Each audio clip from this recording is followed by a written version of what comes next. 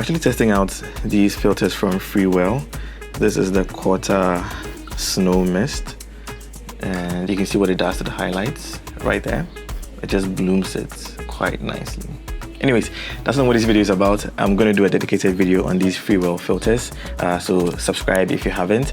But this video actually came about when I watched one of Prince Mason's recent videos. He played with a constant light and also added a strobe light, and he created this beautiful series of images where he was playing with the different contrast of colors. So there was a warm tone on the subject, and there was like a cool tone in the backdrop, and there was also a lot of light and shadow play on the backdrop. And you know, I just thought, okay, if I don't have an LED and I still want to recreate something like this and all I have are strobes, what are the things I need to consider to be able to pull this off? And that is what this video is about. So to pull this off, there are a few things that you will need. I realized quickly that I needed to really darken my scene a lot if I wanted my coloring or my gels to show. So number one, you're going to use settings that are really going to darken your scene. And so this means that you're going to need really powerful strobes that are going to be able to shine or illuminate your subject through that. Another thing that you also need to know is that your strobes or flashes generally do not have any shift in color temperature. So what you're getting is a pure burst of white light. And so if you want to be able to add any coloring, you can either do that in your camera where you're shifting your white balance around to make it warmer or cooler, or you can play with gels. And I also remember that I have some Roscoe gels, and so that was a route I decided to go with these.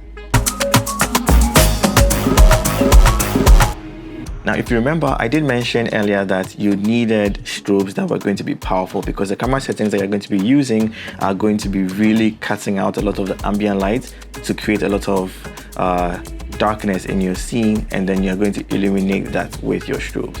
Now, if you're also going to be adding gels also sometimes cut away like a half to a full stop of light. And so if you don't have a strobe that is powerful enough to shine through all these camera settings and the gels that you're adding, then it means you're really going to have to bump up your ISO. And doing that also means that you probably will have some contamination of colors going on because your ISO is just increasing the sensitivity of your camera, and that's going to be allowing your camera to see like a lot more into your highlights and shadows. And so if you don't have like a good contrast with your lighting, there is a high chance that you will be contaminating the colors in the scene.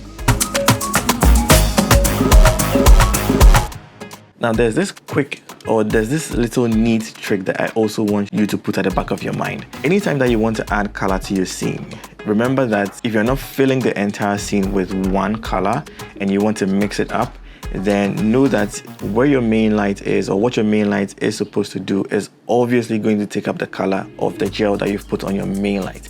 But if you want to affect your backdrop and you don't want to contaminate your colors, it also means that you really have to create a lot of shadows, and you can actually add color to shadows, and that is where your fill light is going to come in. So you're gelling your main light, which is focused primarily on your subject, and maybe a little bit of it can spill onto the backdrop, but then you need to create, or you need to use modifiers that create a lot of shadows in your backdrop or are just focused on your talent, so that you have a lot of shadows to play with, or you have a lot of shadows that you can add color to, and any color of your choice in this case is going to show up in the shadows, provided that your lighting or your fill light is not affecting your subject. All right, I want to do a quick demo for you guys to see what I'm talking about. So let me just create a new blank layer. Actually, let me create two of them on that new layer. Okay, all right.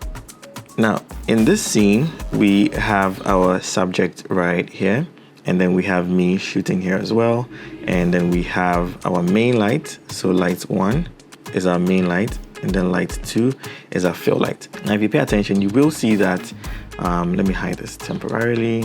You will see that I have a gel on my main light. Now what this is doing, and you can see that the modifier on there is not a softbox, it's a hard light, and what hard lights will always do is create a ton of shadows. Now this is also a very focused modifier, meaning that it's only spilling the lights just around here. Now if you do remember what I said earlier, I mentioned that anywhere else that there is going to be a shadow, you have a high tendency of coloring that shadow. Right?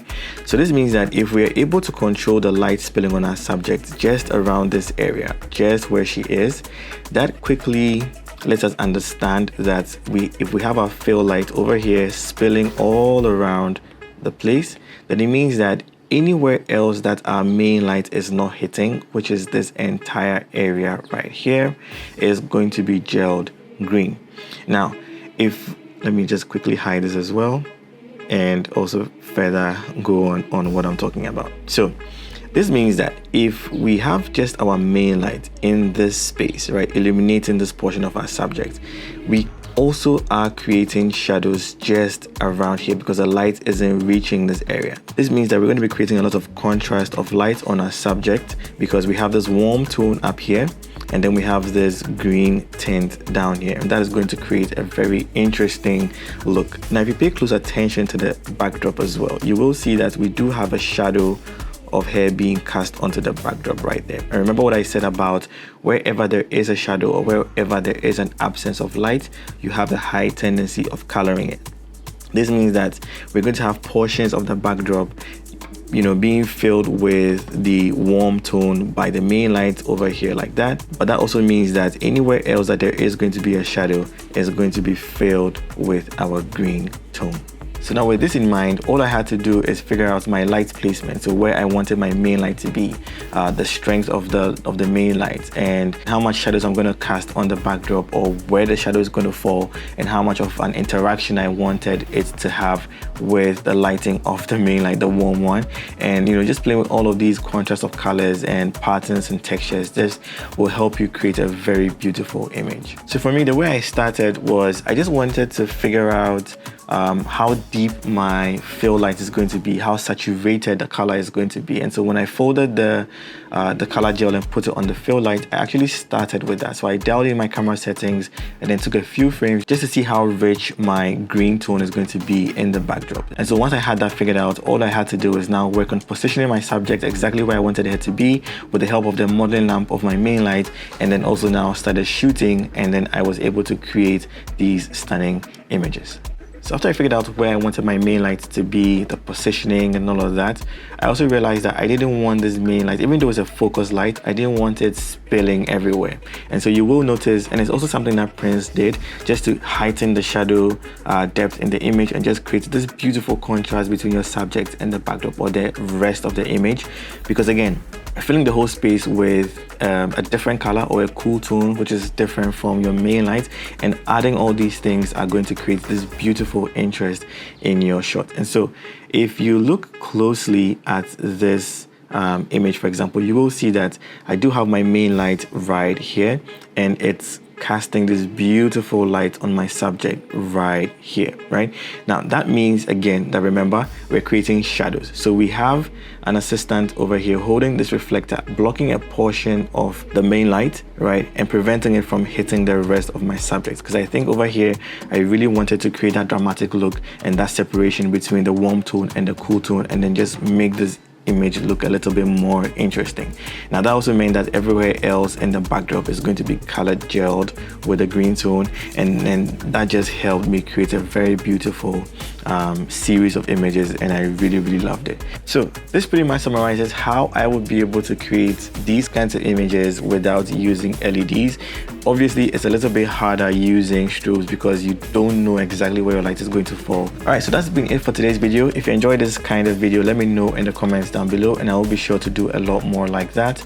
And yeah, if you haven't subscribed to the channel, also do so, and check out my website. If you copy anything, you're supporting me, helping me create more videos. I'll see you guys in the next one, and remember, don't ever give up.